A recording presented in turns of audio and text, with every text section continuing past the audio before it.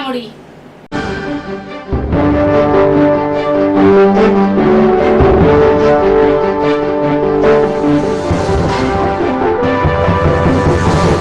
गोवा राज्यातून निर्मित अवैध मद्याची वाहतूक चक्क सिमेंट मिक्सर वाहनातून करण्यात आल्याचा प्रकार उघडकीस आला आहे. राज्य उत्पादन शुल्क विभागाने केलेल्या कारवाईत पथकाने अवैध मद्याच्या बाटल्याने भरलेले 595 खोके जप्त केलेत. या प्रकरणी वाहन चालक मोहन जोशी याला अटक करण्यात आले. गोवा राज्यात निर्मित मद्याला राज्यात बंदी आहे असे असतानाही हा मद्याचा साठा छुप्या पद्धतीने राज्यात आणला जात असल्याची माहिती राज्य उत्पादन शुल्क विभागाच्या ठाणे, नवी मुंबई आणि कल्याण पथकाला मिळाली होती.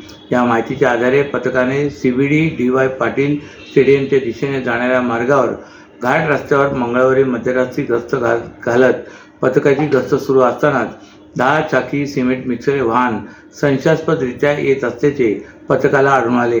त्यानंतर पथकाने ते वाहन अडवले. त्या वाहनाची पथकाने तपासणी सुरू केली. त्यावेळी वाहनाच्या मागील बाजूस असलेल्या मिक्सरचे झाकण उघडले असता त्यामध्ये गोवा राज्यात निर्मित अवैध मद्याचा साठा आढळून आला आहे. पथकाने वाहन ताब्यात घेतले असून या वाहनातून अवैध मद्याच्या बाटल्याच्या भरलेले एकूण 595 खोके आढळून आले. दारूबंदी गुन्ह्याअंतर्गत पथकाने वाहन जप्त केले आहे. तसेच वाहनासह एकूण 66,39,175 रुपयांचा मुद्देमाल राज्य उत्पादन शुल्क विभागाने हस्तगत केला आहे. या प्रकरणाचा अधिक तपास ठाणे राज्य उत्पादन शुल्क करत आहे. कुंभमेळ्यासाठी गेलेल्या ठाणेकरांचा 1,30,000 रुपयांचा मोबाईल रेल्वेमधील चोरट्याने चोरी करत त्या मोबाईलचा गैरवापर करून बँक खात्यातील 1,46,701 रुपये UPI तसेच इतर माध्यमातून काढल्याचा प्रकार समोर आला आहे. या प्रकरणी ठाणे लोहमार्ग पोलीस ठाण्यात गुन्हा दाखल झाला असून मोबाईल वाराणसी रेल्वे स्थानकात चोरीला गेल्याने तेथील पोलीस ठाण्याचे प्रकरण वर्ग करण्यात आले. प्रयागराजमध्ये कुंभमेळा सुरू आहे, त्यामुळे देशभरातून नागरिक या कुंभमेळ्यासाठी जात आहेत.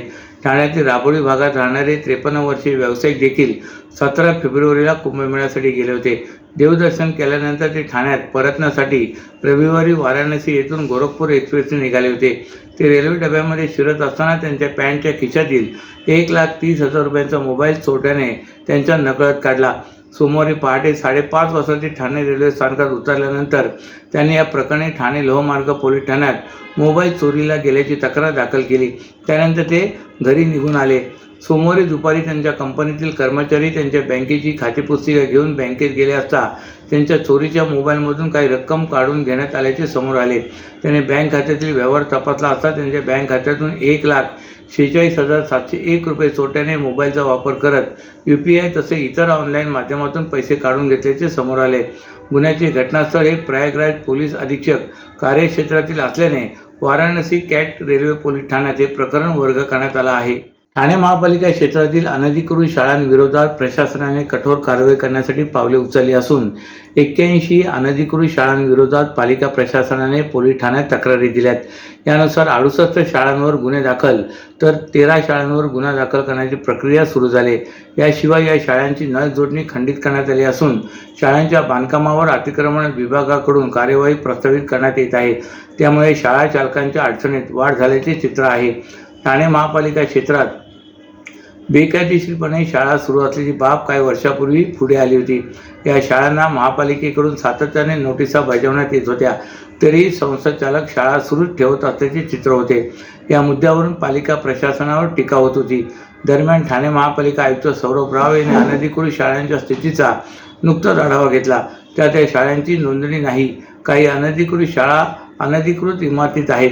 काही अनधिकृत शाळा निवासी इमारतीत भाड्याच्या जागेत सुरू आहेत, अशी माहिती उपायुक्त सचिन सांगळे यांनी दिली.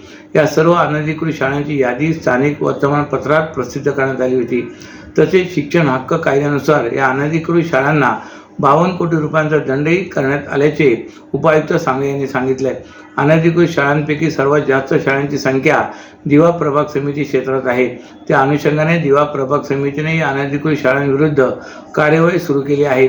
आतापर्यंत 32 अनधिकृत शाळांची नळ जोडणी पालिकेने खंडित केले. या अनधिकृत शाळांच्या बाबतीत शहर विकास विभागाकडील अनधिकृत बांधकामाच्या यादीनुसार अतिक्रमण विभागाकडून कार्यवाही प्रस्तावित करण्यात येत आहे, अशी माहिती महापालिका प्रशासनाने दिली.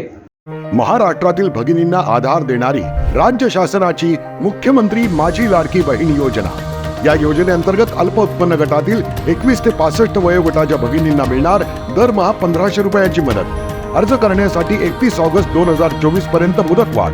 कुटुंबाचं वार्षिक उत्पन्न 2.5 लाख रुपयांपेक्षा कमी असलेल्या महिला पात्र. कुटुंबाकडे पिवळं किंवा केशरी रेशन कार्ड असल्यास उत्पन्नाचा दाखला आवश्यक नाही. पांढरं रेशन कार्ड असेल किंवा रेशन कार्ड नसेल तर कुटुंबाचं वार्षिक उत्पन्न 2.5 लाखांपेक्षा कमी असल्याचा दाखला आवश्यक. योजनेसाठीचा ऑनलाईन अर्ज नारी शक्ती दूत ॲपवरून किंवा पोर्टलवर भरता येईल.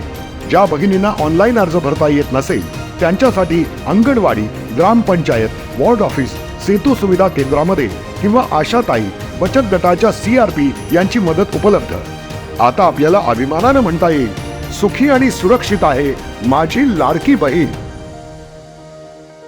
महाराष्ट्र राज्य पोलीस क्रीडा स्पर्धा ठाणे शहरात आयोजित करण्यात आली असून या कार्यक्रमाच्या समारोपात मुख्यमंत्री देवेंद्र फडणवीस हे उपस्थित राहणार आहेत. तर या स्पर्धेचे उद्घाटन गुरुवारी 27 फेब्रुवारीला उपमुख्यमंत्री एकनाथ शिंदे यांच्या हस्ते होणार आहे, असे पोलीस आयुक्त आशुतोष डोंबरे यांनी सांगितले.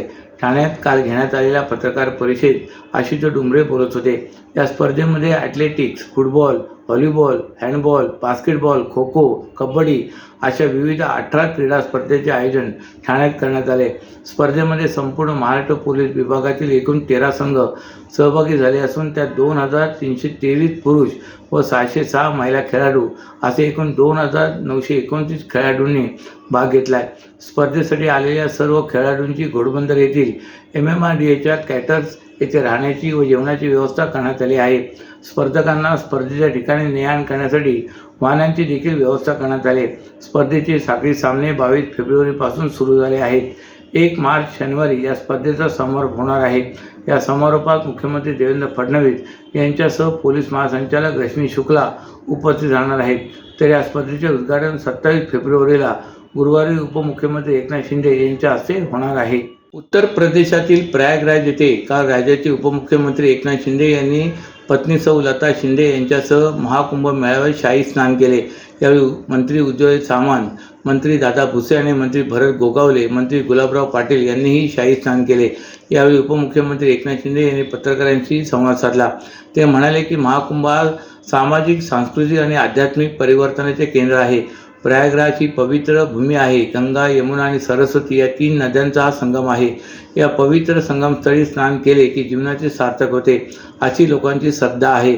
144 वर्षानंतर होणारा महाकुंभ अद्भुत आहे. कोट्यावधी लोक येथे येऊन गेलेत, मात्र सगळ्यांना समान वागणूक मिळाले. येथे कोणीही लहान मोठे नाही. 50 कोटी लोकांनी कुंभस्नान केले. हा एक विश्वविक्रम आहे, असे उपमुख्यमंत्री एकनाथ शिंदे म्हणाले.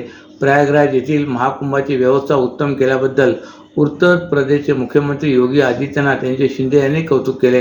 इथे येणारा प्रत्येक भाविक सकारात्मक ऊर्जा घेऊन जाईल. पंतप्रधान नरेंद्र मोदी आणि गृहमंत्री अमित शहा यांच्या मार्गदर्शनात मुख्यमंत्री योगी आदित्यनाथ यांनी महाकुंभ मेळ्याचे उत्तम नियोजन केले. मागील 1.5 महिना न थकता योगीजींनी आणि त्यांच्या टीमने महाकुंभ मेळ्याची चोख सुरक्षा व्यवस्था ठेवली. आतापर्यंत 60 कोटी लोकांनी महाकुंभात स्नान केले.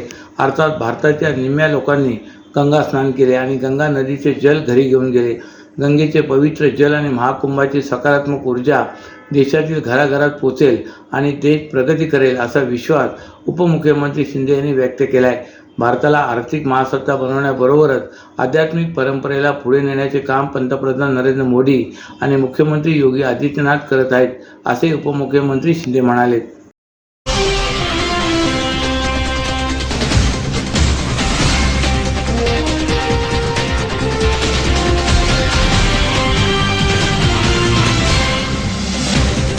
तर या होत्या आजच्या काही ठळक घडामोडी. तर पुन्हा भेटू याच वेळी याच ठिकाणी. ठाणे दर्पण या वृत्तवाहिनीचे प्रसारण YouTube वर पाहायला विसरू नका.